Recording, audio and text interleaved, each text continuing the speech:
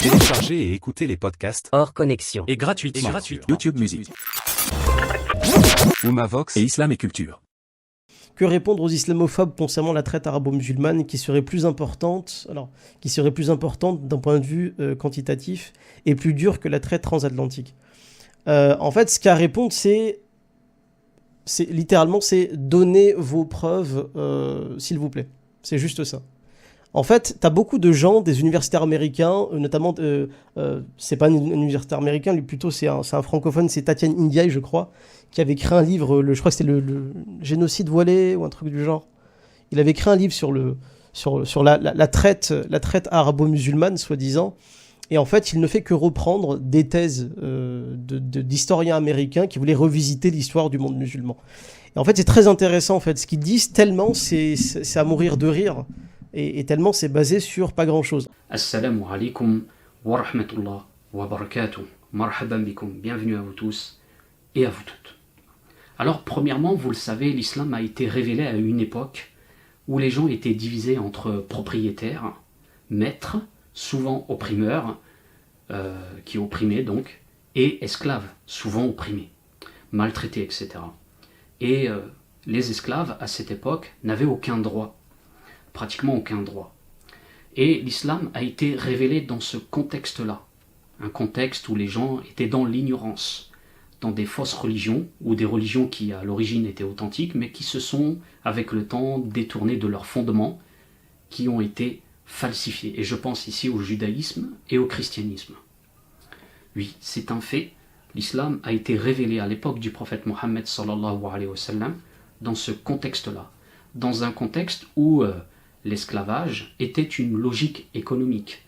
Il fallait à l'époque, puisqu'il n'y avait pas de machine, libérer du temps pour les élites et notamment pour les soldats.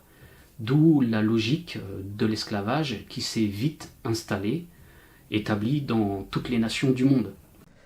En fait, le terme esclave, étymologiquement, il vient du terme slave, c'est-à-dire le peuple slave. D'ailleurs, le terme esclave en anglais se dit slave, parce que c'est exactement le peuple slave. Pourquoi le terme slave il vient du latin, en fait. C'était le terme latin qu'on donnait aux Slaves. Je crois que c'était Slavius ou Slavicus, ou je sais plus quoi. Slavius, je crois. Et ça faisait référence au peuple slave. Donc un peuple d'Europe centrale. Et pourquoi, en fait, ce terme slave, le nom d'un peuple, est devenu le nom d'une condition de servitude ? Parce qu'en fait, à l'époque de la Rome antique, là où les Romains allaient capturer une bonne partie des esclaves qui allaient servir l'Empire romain, c'était dans les régions où vivaient les Slaves, en Europe, donc dans le Nord. Et un esclave, la définition d'un esclave, et après ça dépend des... C'est pour ça qu'il faut s'intéresser à l'histoire et à l'anthropologie, parce que toutes les civilisations du monde avaient des gens qui vivaient en servitude sous forme d'esclavage, mais qui n'avaient pas les mêmes règles, n'étaient pas soumis aux mêmes règles. Par exemple, dans l'Antiquité, un esclave qui vivait à Rome, c'était littéralement dans le droit romain un bien. C'était un bien. Vous avez un téléphone, c'était l'équivalent de ton téléphone. La notion d'esclavage en Europe et en Occident dans l'Antiquité, c'était vraiment tu n'avais pas d'âme. T'avais pas d'âme. Tu n'avais pas d'âme. Donc on pouvait faire ce qu'on voulait de toi. C'était aussi simple que ça. Ça a été pareil d'ailleurs dans beaucoup de civilisations. Dans l'Empire chinois, chez les Mongols. C'est une réalité, il faut se recontextualiser. Alors l'islam n'est pas venu comme cela pour interdire d'un coup et livrer les gens à l'anarchie, au discorde, etc. Puisque si vous venez comme cela interdire d'un coup une réalité économique, eh bien vous livrez les gens à l'anarchie, au discorde, au meurtre, aux guerres, etc. Et énormément d'injustices se seraient alors répandues, de pauvreté, de famine, si l'islam était venu comme cela interdire d'une seule traite l'esclavage. Et donc l'islam, lorsqu'il a été révélé, il est venu avec une sagesse qui est de réunir entre deux choses, répandre la liberté, mais aussi préserver les structures qui étaient en place. Non pas de les préserver dans cette logique économique, mais de faire en sorte qu'elles ne soient pas détruites du jour au lendemain pour que cela conduise à des discordes, à de l'anarchie, à des guerres, etc. Donc, l'islam a été révélé avec cette obligation de pédagogie et d'agir avec sagesse. Et tout cela, on va le rappeler en évoquant donc des sources musulmanes.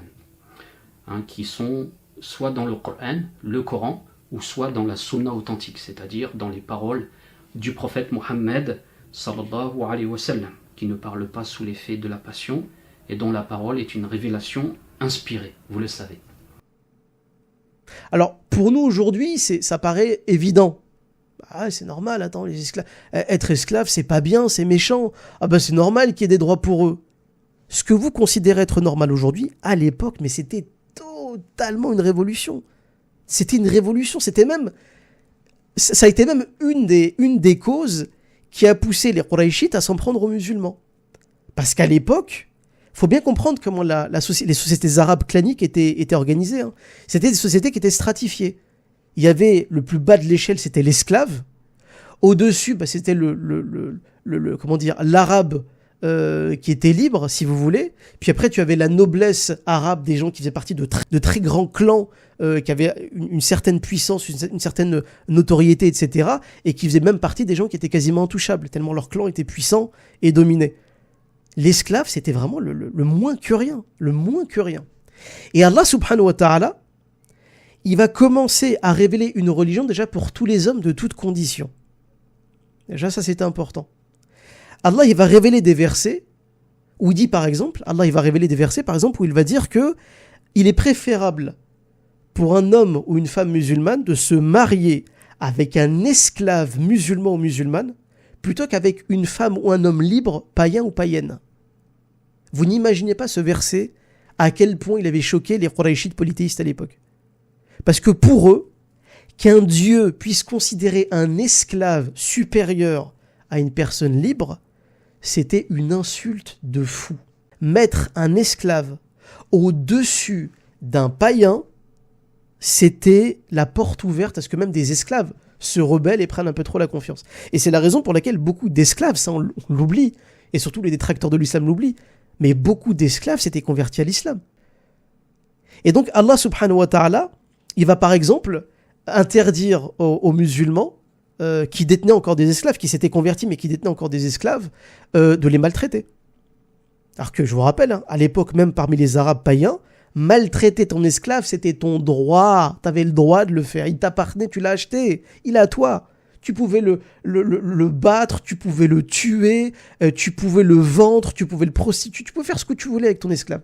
Mais Allah subhanahu wa ta'ala, il va interdire aux maîtres qui détenaient des esclaves, déjà d'user de violence contre eux, de les prostituer, s'ils étaient musulmans, justement de les considérer au-dessus que les païens. Et d'ailleurs, à travers le mariage avec les esclaves, Allah il permettait aussi le fait de les libérer du joug de l'esclavage, tout en se mariant. Donc il y avait aussi on faisait une pierre deux coups.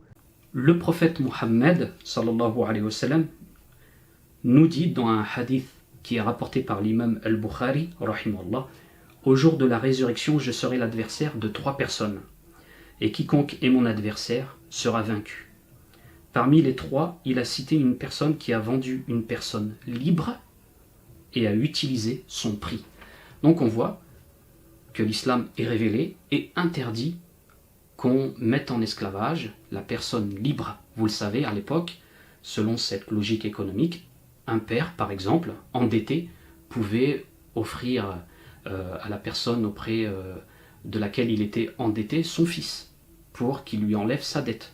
Eh bien, cette logique-là disparaît avec la révélation de l'islam. Alors, le prophète sallallahu alayhi wa sallam dit que personne d'entre vous ne dise mon esclave, homme ou femme, car vous êtes tous les esclaves d'Allah. Dites mon garçon, ma servante, mon valet, etc. Rapporté par l'imam Muslim. Donc il apporte ici, le prophète sallallahu alayhi wa sallam, une obligation de respect vis-à-vis de l'esclave. L'interdiction de mettre en esclave l'homme libre, la femme libre, etc., de la vendre. Il dit aussi, le prophète Mohammed sallallahu alayhi wa sallam, et ce hadith est rapporté par l'imam Ahmed, celui qui tue son esclave sera tué, celui qui le mutile sera mutilé, et dans une variante, il dit, celui qui le castre sera castré. Alors, le prophète sallallahu alayhi wa sallam nous dit aussi, donnez-lui à manger de ce que vous mangez. Donnez-lui de quoi se vêtir de ce dont vous vous vêtissez. Ne les chargez pas de ce qui est difficile, si vous le faites, aidez-les. Rapporté par les imams Bukhari et Muslim. Qu'Allah leur fasse miséricorde à tous deux. Il dit aussi le prophète sallallahu alayhi wa sallam, quiconque gifle son esclave doit l'affranchir pour expier son acte. En effet, le prophète sallallahu alayhi wa sallam avait vu Abu Mas'ud frapper son esclave et il s'est mis en colère contre lui et ensuite Abu Mas'ud l'a affranchi et il est parti voir le prophète Mohammed sallallahu alayhi wa sallam pour lui dire qu'il l'avait affranchi et il lui a dit si tu n'avais pas fait cela, le feu, entre guillemets, le feu du châtiment t'aurait brûlé, t'aurait touché quoi. Donc on voit ici, et il faut savoir qu'il y a énormément d'autres textes dans les sources musulmanes qui poussent le musulman à affranchir les esclaves. C'est vraiment un acte de piété, une bonne œuvre qui rapproche d'Allah tabaraka wa ta'ala, une des meilleures œuvres qui rapproche d'Allah tabaraka wa ta'ala. C'est pour cela que nous disions tout à l'heure, avec la parole de Ibn Mash'ur, qu'Allah tabaraka wa ta'ala, pour répandre la liberté, a lié cela à des actes d'adoration. Les compagnons du prophète alayhi salatu wa salam ont libéré mais pléthore d'esclaves, mais un truc de fou, qui sont devenus d'ailleurs des compagnons du prophète alayhi salatu wa salam, et des grands compagnons du prophète alayhi salatu wa salam, qui ont eu d'ailleurs des privilèges énormes. Bilal ibn Rabah par exemple, radiyallahu anhu. Pourquoi c'était une figure importante de l'islam? Parce que c'était un esclave, je crois que ses origines étaient éthiopiennes, et c'était un esclave qui a défié ses maîtres à l'époque. Il a défié ses maîtres.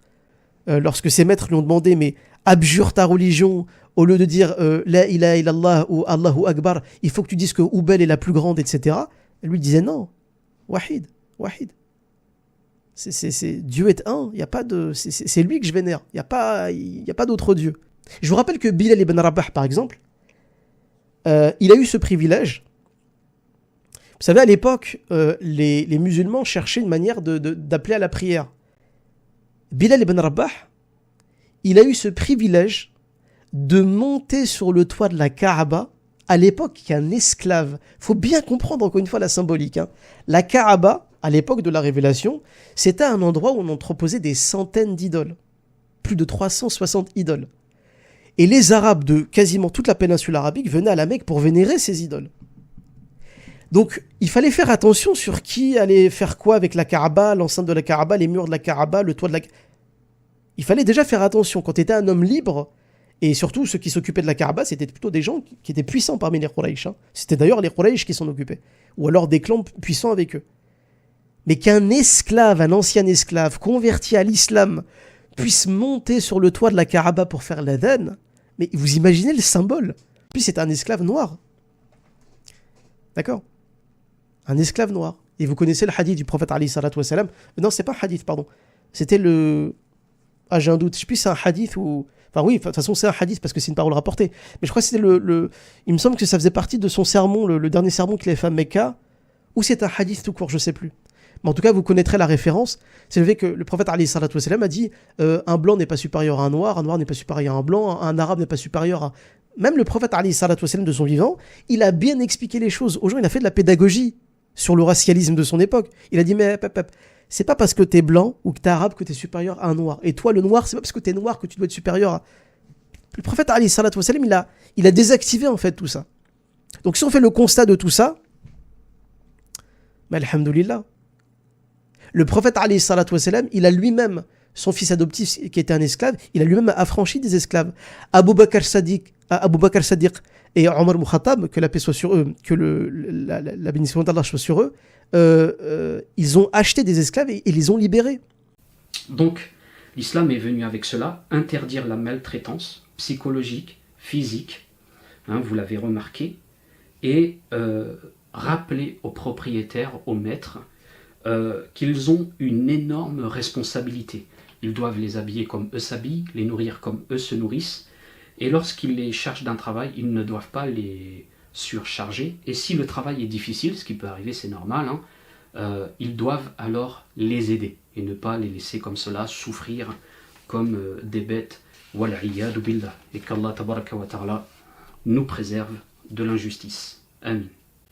Donc il y a énormément de textes, et contrairement à ce que disent beaucoup d'islamophobes, menteur, l'islam a permis, est venu avec un verset du Coran, qui permet aux esclaves de demander d'être affranchis.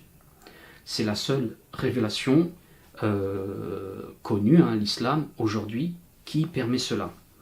On ne retrouve pas cela dans les anciennes révélations qui, vous le savez, ont été falsifiées contrairement à l'islam. Regardez ce que dit Allah Tabaraka wa Ta'ala dans la sourate 24 au verset 33. Ceux de vos esclaves qui cherchent un contrat d'affranchissement, qui veulent être affranchis, concluez avec eux ce contrat si vous reconnaissez du bien en eux et donnez-leur des biens qu'Allah vous a accordés. Donc si l'esclave en question veut être affranchi, il va voir son maître et lui dit voilà, j'aimerais être affranchi, est-ce que tu acceptes cela? Et après il s'arrange entre eux, voilà, bon, tu travailles 6 mois, tu me donnes 1000 euros, je donne un exemple, et après tu seras affranchi, il n'y a pas de problème et tout, il doit signer ce contrat. Donc il y a une possibilité ici d'affranchissement. En plus de tout cela, de tout ce que nous avons évoqué, ici c'est l'esclave qui demande d'être affranchi, mais il y a énormément de textes qui disent qu'il faut affranchir les esclaves, que c'est comme qu'il y a telle récompense auprès d'Allah Tabaraka wa Ta'ala, que celui qui commet telle faute doit affranchir un esclave, etc. Il y a vraiment énormément de textes qui, quand on les prend comme ça, une multitude, qui font qu'on déracine, plutôt qu'on assèche plutôt les racines de l'esclavage. Et ça disparaît avec le temps, et ce, très rapidement. Alors, les sources musulmanes, comme on vient de le constater, vont dans le sens de la disparition de l'esclavage. Il y a la possibilité pour l'esclave de demander d'être affranchi. La société musulmane n'est donc pas une société esclavagiste, car elle pousse à affranchir et à laisser les gens libres, à répandre de la liberté. Dans certaines situations, l'affranchissement, le fait d'affranchir est une obligation en islam. Par exemple, celui qui frappe son esclave, il doit obligatoirement l'affranchir. Celui qui rompt le jeûne pendant le ramadan, ce qui est gravissime, sans excuse valable, il doit affranchir un esclave pour expier ses fautes. Et il y a d'autres possibilités pour lui, bien sûr, si il n'y a pas d'esclave, comme à notre époque. Et aussi, il y a les affranchissements volontaires, qui font partie des très bonnes actions, des grands actes d'adoration. Walhamdulillah. Donc voilà, c'est cette notion-là, en fait, il faut vraiment l'étudier en détail. Même si j'en suis pas un spécialiste, vous lisez le Coran, la Sunna, et vraiment l'étudier, et vous verrez que punaise, on arrivait, et le Coran est arrivé à une époque où les esclaves étaient vraiment des biens meubles, comme une voiture, un cheval, une table, et que Allah subhanahu wa ta'ala a rappelé à l'humanité que c'était des êtres humains. Et que c'était même des êtres humains qui pouvaient être éminemment supérieurs à des gens qui étaient des personnes libres. Et ça, on le doit à l'islam. Moi aussi, il y a des éléments de comparaison d'ailleurs, parce qu'il y a des gens aussi qui comparent les Arabes qui avaient des esclaves avec les Européens blancs et même chrétiens d'ailleurs qui avaient des esclaves. D'ailleurs, vous savez, l'image mentale qu'on a le plus lorsqu'on parle d'esclaves, c'est surtout l'esclave, vous savez, afro-américain. Vous savez, Kunta Kinte, avec le film Racine. Vous savez, voilà, c'est l'afro-américain, le noir, qu'on a déporté, que le négrier, enfin, qui a été transporté par des négriers, qu'on a déposé en Amérique et qui devait travailler dans des champs de coton, dans des plantations pour un maître blanc, etc. Ça, c'est l'image qu'on a de l'esclave et de l'esclavage. Surtout, vous savez, l'esclave avec les chaînes, des chaînes de métal aux poignets et des chaînes de métal aux pieds pour éviter qu'il s'enfuit. Ça, c'est l'image qu'on a. Et c'est vrai que l'Amérique, économiquement, elle s'est bâtie en grande partie sur l'esclavage. C'est-à-dire la richesse actuelle de l'Amérique s'est bâtie en grande partie sur l'esclavage. Donc sur le fait d'avoir asservi toute une population. Et l'esclavage qui a été organisé par des nations blanches et chrétiennes pour capturer en fait des Noirs ou alors les acheter à d'autres Noirs en Afrique et les déporter par bateau en Amérique du Nord et en Amérique du Sud. Ça en fait on peut le quantifier. Pourquoi ? C'est assez simple. C'est parce qu'en fait leurs descendants directs se trouvent toujours sur le territoire. Aux États-Unis, il y a à peu près 50 millions d'Afro-Américains, je crois, sur un territoire qui compte entre 350 millions et 400 millions d'Américains, je crois. à peu près, il y a quasiment 50 millions d'Afro-Américains. Et en fait, on sait qu'une bonne partie de ces Afro-Américains sont sur le territoire depuis quasiment 3 siècles, ou plus de 3 siècles. Ce sont des descendants directs, en fait, d'esclaves. Et en fait, pourquoi on est capable de le dénombrer? C'est parce qu'ils sont encore là et qu'on a des documents administratifs d'à l'époque de colons britanniques ou de colons qui venaient des Pays-Bas, d'Angleterre, d'Irlande, etc. et qui détenaient des esclaves. Voilà, on a les noms. Ça allait même tellement loin, c'est que Malcolm X, Al-Hajj Malik Al-Shabazz, rahimahullah, pourquoi il s'appelait Malcolm X alors qu'il s'appelait Malcolm Little? Le Little en question, c'était le nom de l'ancien maître qui détenait en esclavage sa famille. Donc il a voulu virer ce Little, ce nom de famille qui ne lui appartenait pas, c'était le nom du bourreau de sa famille en fait, de l'esclavagiste dont sa famille avait été achetée, et il l'avait remplacé par un X en signe de protestation. C'est ce qu'avait fait aussi Muhammad Ali. Muhammad Ali, au départ, il s'appelait Muhammad X, je crois. Non, Cassius X, au contraire. C'est Cassius X, je crois, parce que son nom de famille c'était Clay. Cassius X, pour après prendre le pronom de Muhammad Ali. Donc pareil, en fait, vu qu'ils se connaissaient, ils avaient eu c'était un peu une mode, une tendance à l'époque, c'était une manière de dire non, on n'appartient plus à des esclaves blancs, c'est terminé. Donc eux, on est capable de le retracer parce qu'il y a que ça, des tonnes et des tonnes et des tonnes de preuves. D'autant plus qu'au niveau religieux, on a encore le document qui est d'ailleurs disponible, qui a été scanné, qui est la bulle papale du pape Nicolas V, où le gars, il autorise littéralement l'esclavage et il donne sa bénédiction pour pouvoir le faire, dans une certaine mesure. Donc je veux dire, des preuves de l'organisation de l'esclavage et de la traite négrière par des pays blancs et chrétiens sur des noirs, et en particulier sur des noirs. Parce que beaucoup de religieux à l'époque et de blancs estimaient que les noirs n'étaient même pas des êtres humains, c'était des sous-hommes. D'accord ? Donc ça allait jusque-là. On leur donnait même une explication théologique pour dire que les noirs, en fait, ils sont issus d'une ascendance maudite, etc. Donc d'un point de vue même théologique, on justifiait l'esclavage et la traite négrière. Je vous rappelle que la Bible, par exemple, elle ne libère pas les esclaves. Jamais. Dans l'Ancien Testament, par exemple, le statut de l'esclave, il est bien déterminé. Je crois que le seul moment où on peut libérer un esclave d'après l'Ancien Testament, je peux me tromper, mais c'est quand un maître, par exemple, il va crever. Si un maître, en battant son esclave, il crève l'œil d'un de ses serviteurs, eh ben, il se doit de le libérer. Ça, cette mention, elle existe dans l'Ancien Testament. Mais bon, s'il faut être libéré en se faisant crever un œil, c'est chaud quand même. Et Jésus, par exemple, ça on le rappelle aux chrétiens, mais d'après les 4 évangiles canoniques, il n'a jamais libéré aucun esclave. Même au contraire, il a même aidé un esclavagiste. Jésus, d'après le Nouveau Testament, il a aidé un esclavagiste. Pour les gens qui connaissent le passage de Jésus qui va dans la ville de Capharnaüm, c'est dans le début de l'évangile de Matthieu par exemple, Jésus va dans la ville de Capharnaüm, et là, il y a un centurion romain qui l'interpelle, et qui lui dit « Maître, mon esclave est malade, et il faudrait que tu l'aides. » Parce qu'il avait entendu, ce centurion romain, que Jésus pouvait guérir les malades.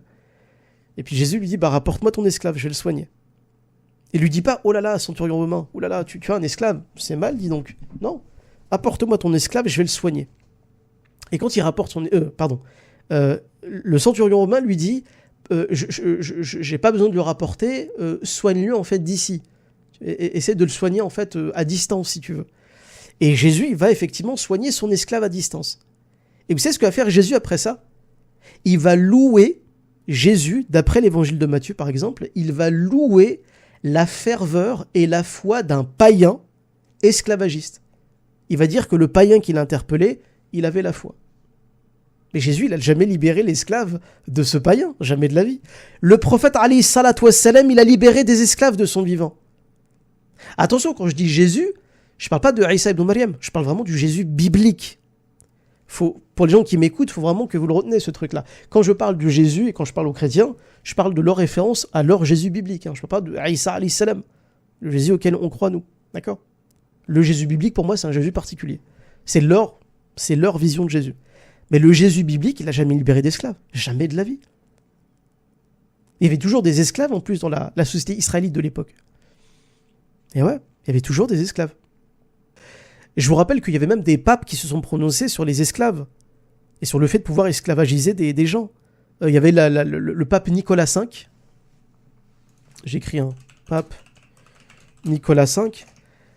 Il y a une bulle papale très connue qui est la bulle papale du pape Nicolas V, qui en fait légalisait et encadrait l'esclavage en fait de certaines populations. À l'époque, on se posait même la question dans le monde chrétien si les Noirs avaient une âme, ou si les populations indigènes d'Amérique latine ou d'Amérique avaient une âme, étaient de vrais êtres humains. Et donc, s'ils n'avaient pas d'âme, on pouvait grosso modo les traiter comme du bétail.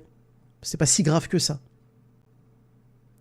Vous savez, les négriers, ces bateaux qui transportaient les esclaves de l'Afrique jusqu'en Amérique et en Amérique latine, ces bateaux négriers, wallahi qu'on en a des preuves formelles, religieuses, qu'il y avait des religieux qui bénissaient ces bateaux. Parce qu'ils faisaient de longues traversées, et donc on bénissait ces bateaux pour qu'ils fassent une bonne traversée avec les esclaves.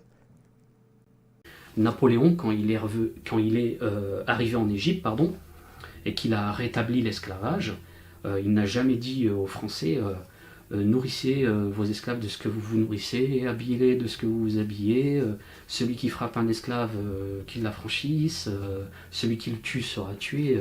Non, les Français, ils pouvaient tuer n'importe qui, il n'y avait pas de souci. Vous le savez, à l'époque de la colonisation, même quand l'esclavage n'existait plus, ils tuaient facilement les gens qui habitaient sur ces terres, et ce, sans craindre une quelconque justice, puisqu'ils avaient tous les droits, et ce même après donc l'interdiction de l'esclavage. Et d'ailleurs, même pendant la colonisation française en Algérie, une partie par exemple, parce que vous savez que les Kabyles, la communauté kabyle, qu'on salue ce soir évidemment, mais les Kabyles par exemple ont été l'un des peuples d'Afrique du Nord à s'être le plus rebellé contre l'autorité française en Algérie. À un tel point d'ailleurs qu'ils ont fait des révoltes terribles, qu'il y a eu une période de quasi-esclavage de la part de la France envers les populations kabyles, parce que la France en fait avait forcé par exemple une partie des Kabyles. On vous dit souvent, ça c'est Zemmour qui le dit, les routes, les fameuses routes que la France a créées, la légende des routes françaises créées en Algérie, en réalité avait été créée par les autochtones. C'est les autochtones en fait qui ont servi de bâtisseurs de ces routes. Et c'était justement les autochtones, en partie kabyles, qui s'étaient révoltés, que la France avait maté par une répression phénoménale. Et ces routes-là d'ailleurs avaient été financées par les propres deniers de ces Kabyles. C'est-à-dire après ces révoltes kabyles, au 19e siècle, on les a forcés à créer des routes, donc des routes dans leur territoire, mais en plus avec un impôt spécial qui leur avait été imposé. Spécial. Pour les Kabyles, à cause de leur révolte. Donc oui, c'était une forme aussi d'esclavage à l'époque. Faut pas le nier. Donc oui, mais de toute façon, même aujourd'hui, l'esclavage, ça existe toujours. Quand la France, par exemple, elle sous-traite, elle fait appel à des entreprises au Bangladesh, par exemple, qui font travailler des enfants comme des esclaves, la France, elle participe à un processus d'esclavagisme, sauf que c'est pas elle qui s'en occupe, elle le fait faire par d'autres. Mais il y a toujours de l'esclavage. La France, et pas qu'elle, mais il y a d'autres pays en France qui s'occupent de ça. D'accord ? Ça existe toujours, c'est juste que ça a pris des formes différentes. Quand la France commerce avec la Chine, et qu'on sait que la Chine aujourd'hui, elle fait travailler la population ouïghour, nos frères et sœurs ouïghours, qu'Allah les préserve, les protège et leur donne la patience d'endurer ce qu'ils endurent.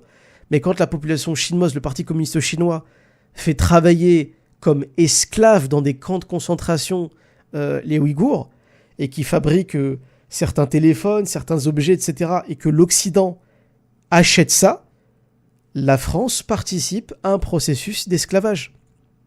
Alors évidemment, ça fait pas le buzz, ça fait pas la une des journaux, puisque les Ouïghours sont musulmans. Donc forcément, c'est pas CNews, c'est pas Valeurs Actuelles qui va passer ça en boucle à la télévision, évidemment.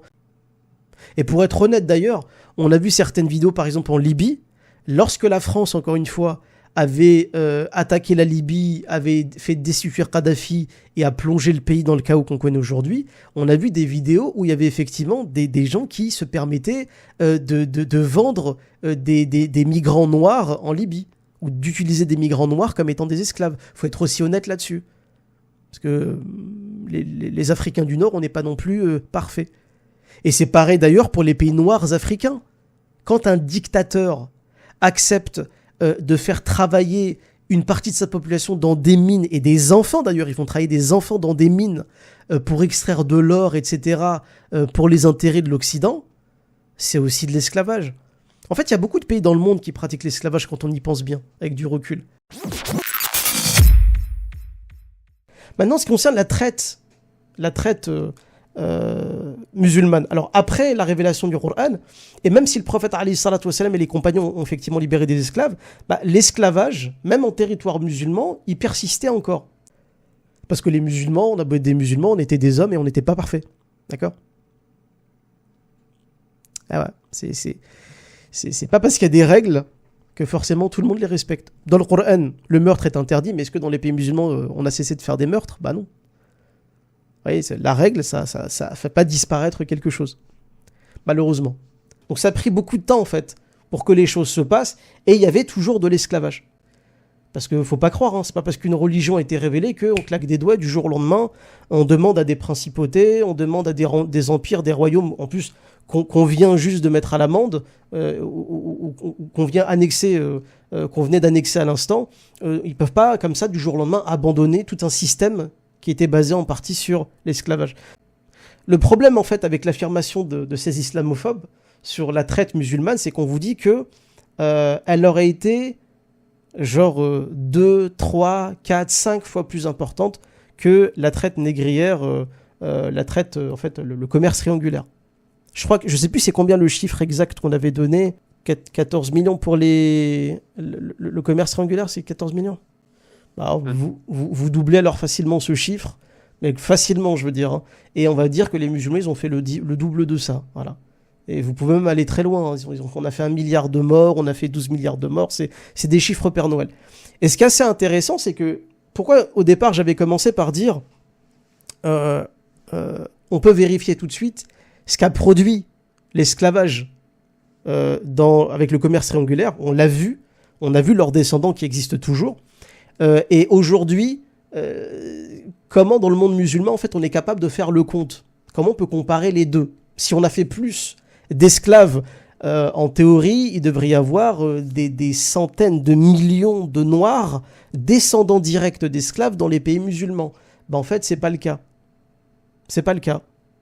Il y a des Noirs dans les pays musulmans, mais ça se compte pas en centaines de millions. La plupart des pays musulmans noirs, ils sont restés homogènement noirs. La plupart des pays berbères ou arabes sont restés généralement très homogènes d'un point de vue ethnique. Ce qui prouve en fait qu'il n'y avait pas tant que ça d'esclaves. Et puis ils ont trouvé une explication à ça. Il y a des pseudo-spécialistes qui ont affirmé que si on ne trouve pas beaucoup de descendants d'esclaves noirs dans les pays musulmans, c'est parce qu'en fait les musulmans, ils les castraient. Ils les castraient. Ce qui est complètement stupide. Pour toutes les personnes qui ont étudié un tout petit peu le commerce qui était lié à l'esclavage, quand on achetait des esclaves, c'était complètement idiot de les castrer parce que ça empêchait d'avoir des esclaves gratuitement, de perpétuer en fait les générations d'esclaves. Quand les Américains, enfin plutôt les colons américains, achetaient des couples d'esclaves, ils faisaient en sorte que ce couple d'esclaves fasse des enfants. Pourquoi ? Parce que leurs enfants esclaves, ils vont naître esclaves et ils vont servir leur famille à tout jamais.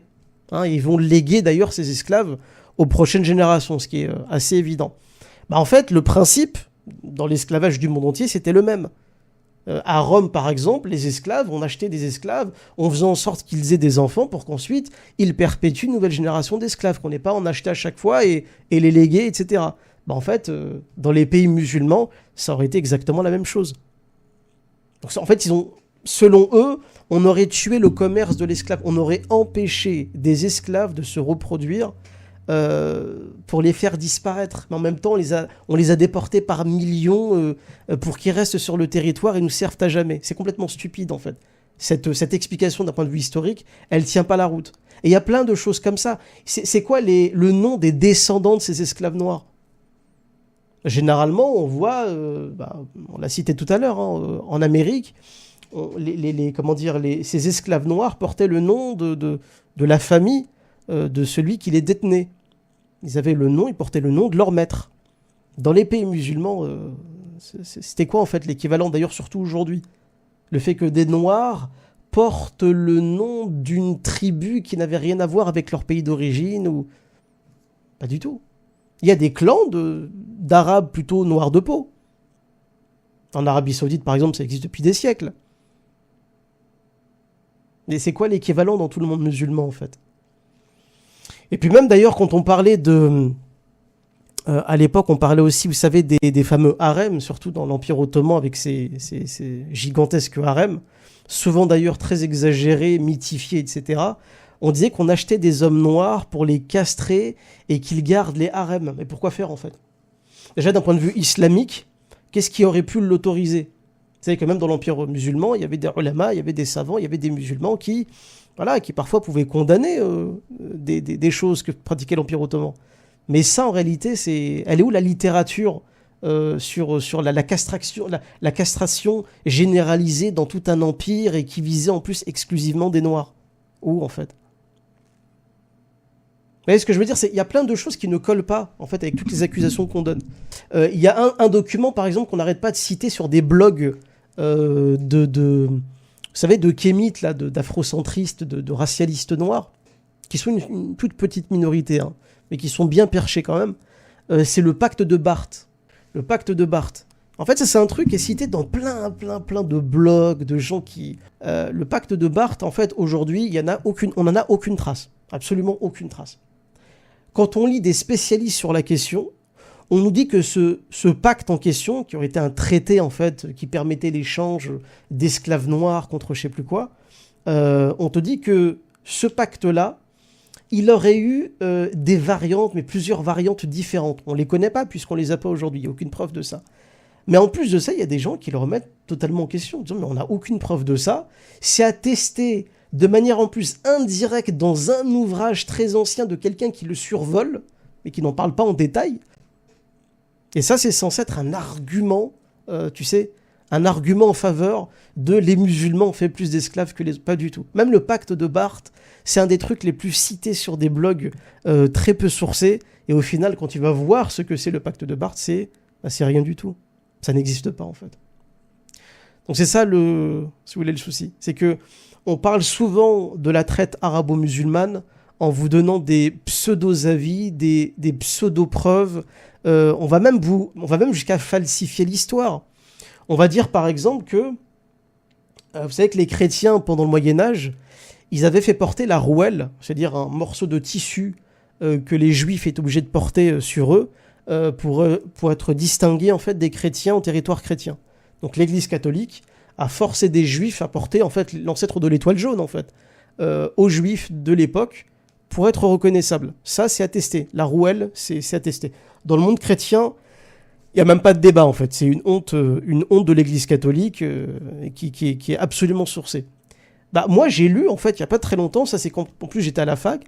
J'ai lu en fait un truc quasiment équivalent, c'est oui mais il y a un sultan musulman qui l'avait aussi appliqué bien avant que le fassent les chrétiens. Puis on vous donne le nom de ce sultan musulman, puis moi j'ai fait la recherche de ça. Ça n'existe pas.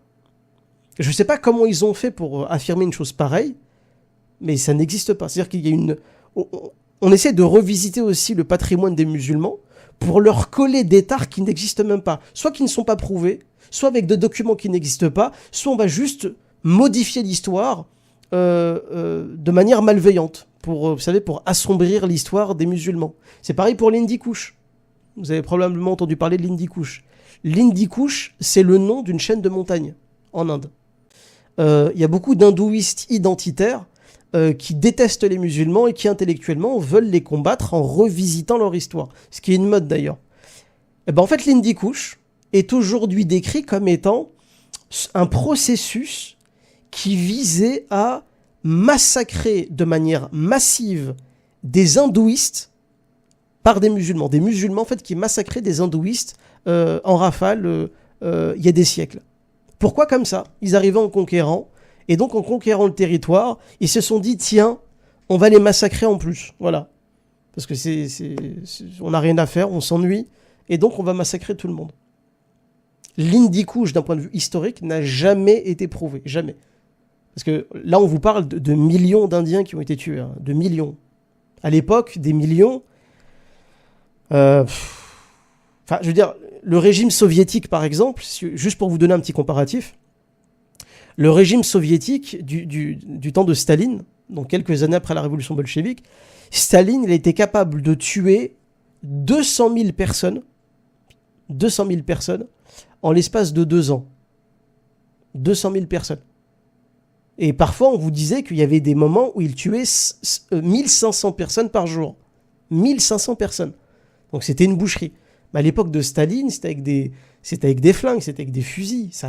C'était industriel, mais ça allait très vite. Vous imaginez, des siècles auparavant, avec des sabres, on devait tuer 1000, 1500 personnes, 2000, 3000 pour arriver à des millions plus à l'époque. C'était ridicule. On vous donne des chiffres, même d'un point de vue démographique, qui n'avaient aucun sens.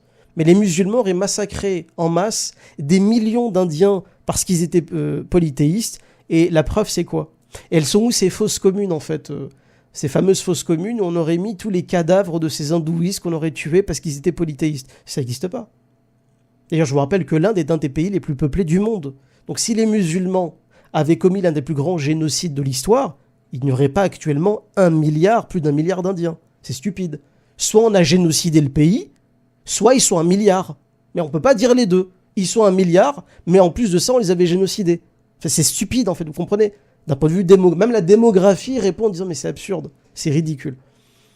Donc voilà ce qu'il faut leur répondre, en fait, Mustapha du 69. C'est qu'il faut leur demander des preuves factuelles. Pas des copier-coller d'articles. Parce qu'un article, moi je peux t'en rédiger avec des choses totalement inventées.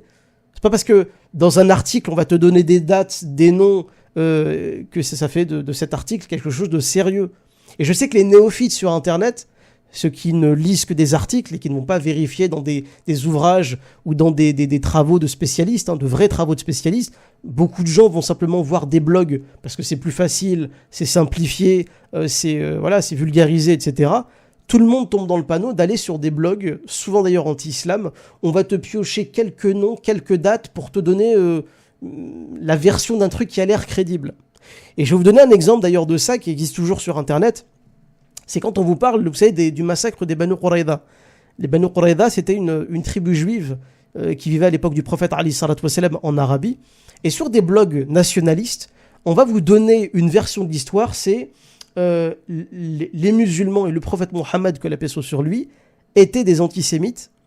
Ce qui est complètement débile, parce que les Arabes, et a fortiori les Arabes à l'époque du prophète Ali sallallahu alayhi wa sallam, étaient 100% sémites, si vous voulez. On dit que ces musulmans arabes antisémites ont massacré une tribu juive, donc les Banu Qurayza, jusqu'au dernier, on va même te préciser extermination totale, génocide, etc., parce que juifs. Et ce qui est assez intéressant, c'est que l'histoire des Banu Qurayza, où est-ce qu'on l'apprend, en fait? En fait, il n'y a que des sources musulmanes qui parlent des Banu Qurayza. Que des sources musulmanes.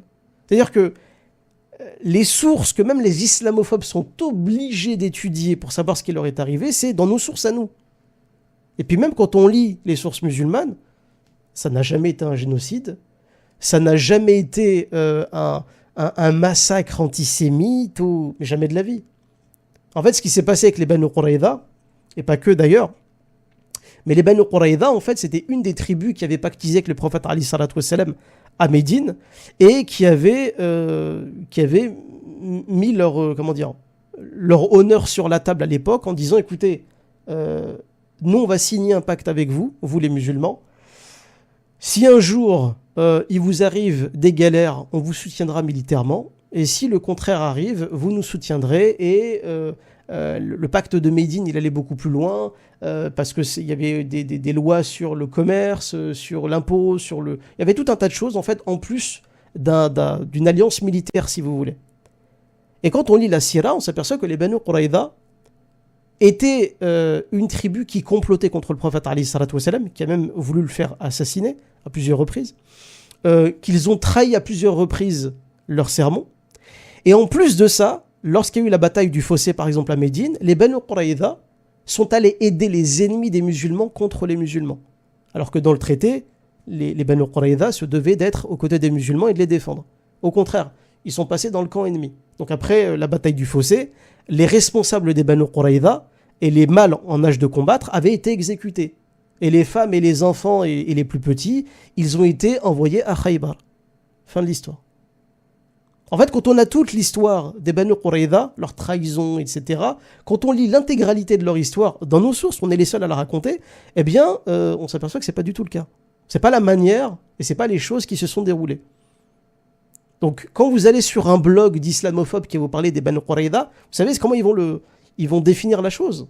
Ils vont simplement vous dire les Banu Qurayza, tribu juive, le prophète Mahomet ne les supportait plus, il les a fait exterminer, voilà, parce qu'en fait, il ne pouvait pas les blairer. Et par exemple, il y a un site qui en avait publié un résumé ordurier, c'était Riposte laïque il y a quelques années. Voilà. Ça tenait sur 3 paragraphes. Hein. Les Banu Qurayza, tribu juive, avaient été persécutés à l'époque de Mahomet parce que juifs, point. Ah bon, c'est tout. Il n'y a pas eu de bataille, il n'y a pas eu de trahison, il n'y a pas eu de pacte, de sermon brisé, il n'y a pas eu de tentative d'assassinat, non, il n'y a pas de...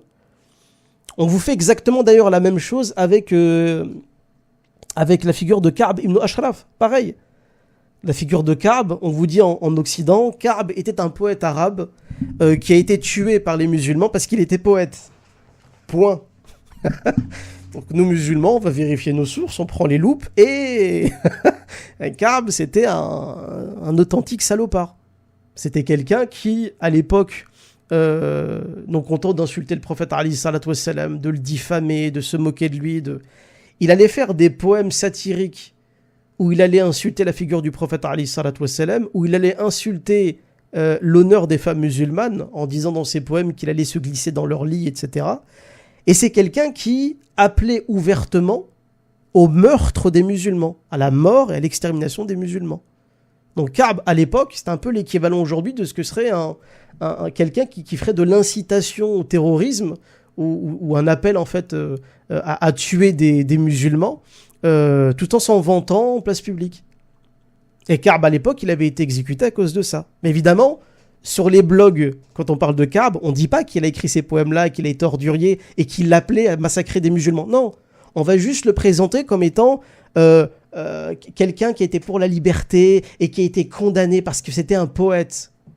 Ce qui est le comble d'ailleurs du ridicule. Quand on sait que le prophète alayhi salatu wassalam, c'est quelqu'un qui aimait beaucoup la poésie, que les compagnons du prophète alayhi salatu wassalam, c'était des gens qui étaient des poètes. C'était des poètes. À un tel point, on sait que Bilal ibn Rabah, radiyallahu anhu, lui, quand il parlait aux gens, ça leur arrivait même de parler en faisant des vers. Abu Bakr as-Siddiq, c'était quelqu'un qui aimait beaucoup la poésie. Il y avait beaucoup de compagnons du prophète alayhi salatu wassalam qui écrivaient eux-mêmes des poèmes. Donc le fait de présenter Ka'b comme étant quelqu'un qui aurait été tué parce qu'il était poète, c'est une fake news, c'est une pure invention. Parce que les musulmans, nous-mêmes, on a cultivé l'art de la poésie.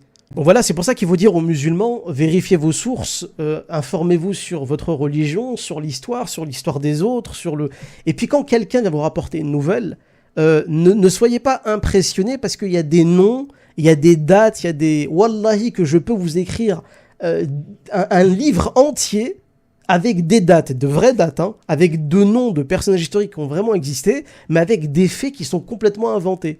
Et de toute manière, je vous le dis, on n'apprend pas l'histoire de l'islam et des musulmans à travers des blogs, jamais de la vie. Même aussi quand tu regardes les faits historiques qui sont avérés, on peut voir que les esclaves dans le monde musulman, ils pouvaient avoir des postes qui étaient assez hauts. Bah, en fait, c'était même plus des esclaves. Le statut qu'ils avaient au départ, c'était des... Oui, voilà, les janissaires. C'est quoi les janissaires d'ailleurs ?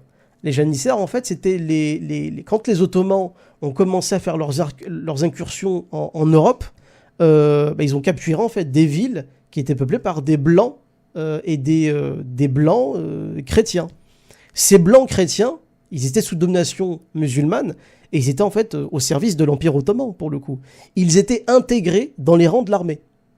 On leur demandait pas leur avis de toute manière, mais c'était les vainqueurs qui intégraient les vaincus dans leur armée. Ce qui avait été le début des janissaires, si vous voulez. Et ces janissaires-là en question, qui n'avaient effectivement pas les mêmes droits que les musulmans à l'époque, eh ben, comme tu le dis, ils avaient l'opportunité de gravir les échelons et d'être même une autorité supérieure à celle d'un musulman, alors qu'ils n'étaient pas musulmans. Donc oui, moi, j'aime pas le terme esclave, au sens littéral du terme esclave, hein. En termes de droit, je veux dire, parce qu'un esclave, je crois que c'est Jean-Jacques Rousseau qui le dit dans du contrat social, Il dit qu'un esclave, la définition d'un esclave, c'est quelqu'un qui est dépourvu de droits. Les janissaires, c'était pas le cas. Ils avaient des droits. Ils n'avaient pas les mêmes droits que les musulmans, mais ils avaient des droits. Les janissaires n'étaient pas considérés comme des biens meubles que le musulman pouvait tuer ou je sais pas quoi, jamais de la vie. Donc quand on parle d'esclaves janissaires, c'est un abus de langage. Faut pas utiliser ce terme-là. L'esclavage, la traite négrière, ça a été de l'esclavage. Ils n'avaient aucun droit, les Noirs. Aucun droit. Ils étaient considérés comme des biens, on les achetait. Les janissaires, c'était pas tout à fait la même chose. C'est pour ça que même la notion d'esclave, pour certains peuples à une époque déterminée, n'est pas la même qu'on peut lui attribuer à l'époque du prophète alayhi salatu wassalam, même quand les musulmans avaient encore des esclaves. Parce que même le prophète alayhi salatu wassalam, il va dire, mais traitez vos serviteurs en les appelant mon fils, ma fille. Donc vous voyez, c'est tout ça là, même le terme esclave, faut faire attention, on peut pas le mettre où on veut quand on parle du monde musulman. Et la servitude en fait en islam, elle est différente. Parce qu'il y a une période où il y avait l'esclavage à l'époque de la Jahiliya, la condition de servitude, et même quand les musulmans avaient des esclaves, c'était pas la fête, c'était des serviteurs, c'était pas vraiment des esclaves d'un point de vue juridique. On pouvait pas les tuer, en faire ce qu'on voulait. Loin de là, très très loin de là. Mais c'est assez marrant, c'est que les nations, c'est vrai que dans leur discours, les seuls à qui on doit reprocher une forme d'esclavage, c'est les musulmans. Parce qu'à travers l'histoire, en fait, ils ont eu des esclaves. Mais nous, on le reconnaît, c'est même historique, il n'y a pas de problème. Sauf qu'il faut bien faire la différence entre ce que font les hommes, même musulmans, et ce que dit Allah subhanahu wa ta'ala à travers le Coran, ce qu'a dit le messager d'Allah et ses compagnons au sujet des esclaves, et la condition qu'ils devaient avoir. Mais bon, pour trouver de l'honnêteté de leur part, c'est compliqué, surtout sur ce genre de sujet. Très très compliqué. Donc voilà, si on compare en fait, si on étudie l'histoire, l'anthropologie, l'époque de la Jahiliya, l'époque anté-islamique, pré-islamique, et l'époque de la révélation, et ce qui en a découlé, en fait, on a été des précurseurs dans le fait d'avoir octroyé des droits à des gens qui n'en avaient pas, les esclaves, les traiter avec dignité, ouvrir la porte à la fin de l'esclavage, même si ça a perduré malheureusement, et d'avoir en fait cette notion, on l'a mise de côté. Alaykoum salam. Oui. Juste, Mehdi, très rapidement, je voudrais juste vous partager une citation qui entre en plein dans le sujet. C'est une citation de Edward W. Blyden, qui était un écrivain afro-américain contemporain de Malcolm X, que Dieu lui fasse miséricorde, je crois, de cette époque-là. Et je cite, il avait écrit « Le nègre est entré en contact avec le christianisme comme esclave. Au contraire, il est entré en contact avec l'islam en tant qu'homme et souvent comme leader. » Fin de citation. Ouais, une bonne citation, ouais. Alors, pour conclure cette vidéo, il faut savoir, et là je vais répondre à cette question, pourquoi l'islam n'a pas interdit l'esclavage, eh bien il faut savoir que ce din, cette religion d'islam, est parfaite et préservée, et ce jusqu'à la fin des temps. Donc vous le savez, Allah tabaraka wa ta'ala dit dans la sourate 5 au verset 3, « Aujourd'hui j'ai parachevé pour vous votre religion, je l'ai agréée pour vous, etc. Elle est parfaite, complète. » Donc c'est une religion qui est là jusqu'à la fin des temps. Et il dit aussi dans la sourate 15 au verset 9, « En vérité nous avons fait descendre sur toi le Coran, et nous en sommes gardiens. » Et donc le Coran est préservé, et ce jusqu'à la fin des temps. On a donc ces deux versets qui sont extrêmement importants pour comprendre la réponse qui va être apportée. Donc on a une religion parfaite, complète, et préservée, ce jusqu'à la fin des temps. Et donc il y a dans l'islam, vous le savez, des règles qui ne changent pas, des jugements qui ne changent pas, mais il y a aussi des choses qui changent selon l'époque, selon la contrée, les gens, etc. C'est une religion qui s'adapte, sans trahir ses fondements, attention. Et c'est pour cela qu'on entend souvent auprès des savants, le fatwa tataghayyar bi ahwal al-makan, al-zaman wal-makan. C'est-à-dire la vie juridique qui change avec les contrées et les gens. Et donc, si une chose en islam est licite, certes licite, ça ne veut pas dire qu'on doit la faire obligatoirement.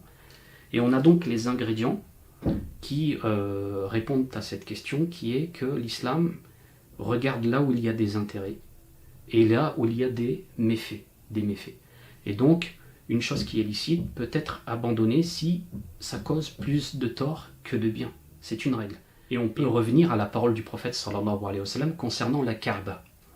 La Kaaba, vous le savez, le prophète sallallahu alayhi wa sallam a dit j'aurais souhaité donc reconstruire selon les fondements d'Ibrahim alayhi salatullah. En effet, la Kaaba a été démolie et reconstruite, mais elle est un peu plus petite qu'à l'origine. Elle est un peu plus petite que ce qu'avait fait Ibrahim alayhi salatullah, le prophète Ibrahim alayhi salatullah. Toutefois, il a dit, mais comme les gens sont des nouveaux convertis, etc., j'ai peur de les choquer, qu'ils apostasient, donc je n'en ferai rien. Donc c'est quelque chose de licite, mais pour ne pas éloigner les gens de l'islam, pour que ça ne cause pas de tort, eh bien, il ne l'a pas fait. Et donc on a dans l'islam des choses qui ne sont pas obligatoires à faire, et qui, dans certains endroits et certaines situations, causeraient plus de mal que de bien, donc on évite de les faire pour préserver les gens, les endroits, etc. Donc l'islam a cette faculté de s'adapter. Toutefois, en respectant ses fondements, ses règles qui ne changent pas, etc. Puisqu'on a des gens qui essayent de rentrer par cette porte-là pour faire apostasier les gens carrément en leur disant, bon, à notre époque, on n'est plus obligé de prier, etc. Alors que la prière est une obligation, vous m'avez compris. Il y a des choses qui ne changent pas, et il y a des choses qui permettent une certaine adaptabilité, puisque l'islam est parfait et préservé, et ce jusqu'à la fin des temps. Donc il y a vraiment une ouverture, etc. pour les savants, pour faire l'ijtihad et tout. Voilà. Donc pour maintenant répondre à cette question, après avoir évoqué tout cela, eh bien il faut savoir que le fait d'avoir des esclaves, c'est généralement des captifs de guerre. Des captifs de guerre. Et donc à l'époque, les mécréants hostiles appliquaient cela. Prenaient les captifs en esclavage, ainsi que leurs biens, leurs familles, etc. Donc l'islam n'a pas interdit l'esclavage, mais il a poussé à répandre la liberté, mais il ne l'a pas interdit pour au cas où des ennemis hostiles viendraient pour conquérir des musulmans, des pays musulmans, et prendre leurs femmes et leurs biens en esclaves, leurs enfants, etc. Eh bien l'islam a ouvert une porte ici pour justement avoir quelque chose de dissuasif en disant, voilà, vous faites cela, et bien nous arrivons avec notre armée, nous prenons vos captifs en esclavage, avec les règles, etc. On n'est pas comme eux, on ne les torture pas, on ne les maltraite pas, on les nourrit de ce avec quoi on se nourrit, on les habille de ce avec quoi on s'habille, etc. Eh bien on les prend en esclavage, tout comme vous, et ça va être dissuasif. Et le jour où vous arrêtez, nous aussi on arrête. C'est pour avoir du côté de l'armée musulmane une dissuasion vis-à-vis d'un ennemi qui la pratique. Et à partir du moment où le mécréant hostile ne la pratique plus, il n'est plus nécessaire pour les musulmans de la pratiquer. Et c'est pour cela que l'islam n'a pas interdit l'esclavage de manière totale. Et rappelez-vous que l'esclavage, c'est pas ce qu'il y a chez eux. C'est surtout des captifs de guerre. Et on peut donner des exemples. Imaginez que demain, nous ayons un pays musulman puissant, fort, qui entre en guerre contre la Chine. Et il se dirait, tiens, ce que vous faites aux Ouïghours, vous les forcez à travailler dans des usines gratuitement, vous prenez les femmes musulmanes, vous les mariez de force à des Chinois athées, paganistes, etc. Eh bien nous, en faisant la guerre contre eux, ceux qu'on va attraper, ça sera des esclaves, etc. Avec les droits, etc. On n'oublie pas ça. Et bien là, les Chinois vont se dire, bon, on va arrêter avec les Ouïghours, et puis ils vont se calmer direct. Mais bon, aujourd'hui, les musulmans ont délaissé cette force-là essentielle, dissuasive pour se préserver et préserver les autres musulmans dans le monde entier. Car Allah Tabaraka wa Ta'ala leur permet de revenir. On peut donner l'exemple de l'occupation de la Palestine, comment les Palestiniens sont traités, etc. On peut donner l'exemple de Guantanamo, où beaucoup d'innocents sont encore enfermés, alors qu'ils sont totalement innocents. Lisez le livre de Jacques Beau, Terrorisme. Beaucoup sont là-bas, innocents, maltraités, torturés, etc.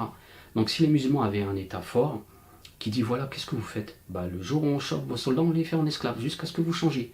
Eh bien, ça va être dissuasif, et les hostiles méchants arrêteront d'être injustes. Et certes, s'ils font la guerre, eh bien, éviteront de faire ces choses-là, et respecteront des règles élémentaires, et ce, même durant la guerre, bi'idnillahi ta'ala. Et c'est donc pour cela qu'Allah Tabaraka wa Ta'ala a laissé cette porte ouverte, qui, dans des situations extrêmes, permet aux musulmans d'avoir cette dissuasion-là, et de ne pas être comme cela démunis, sans quelque chose de dissuasif vis-à-vis de l'ennemi, hostile. Voilà, c'est très important de rappeler ces choses-là. Donc j'espère que cette vidéo vous sera utile ainsi qu'à moi, et j'espère avoir répondu à votre question. Bi'idnillahi ta'ala. Donc sur ce, je vous laisse et je vous dis à bientôt pour une prochaine vidéo. أقول هذا وأستغفر الله لي ولكم إنه هو الغفور الرحيم. Assalamu alaikum wa rahmatullahi wa barakatuh.